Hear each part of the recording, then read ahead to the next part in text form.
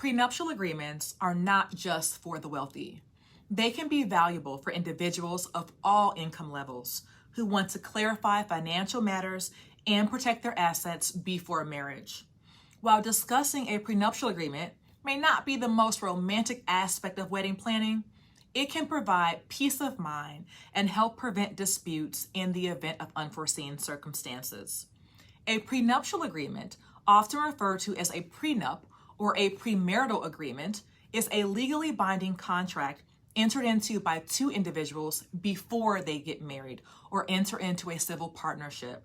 The primary purpose of a prenuptial agreement is to define the financial and property-related rights and obligations of each spouse in the event of divorce, separation, or the death of one of the spouses.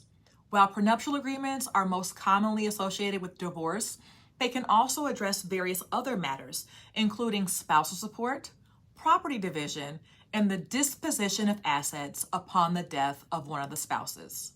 If you need a prenup, we are here to help. Call Pinkston Law Group today.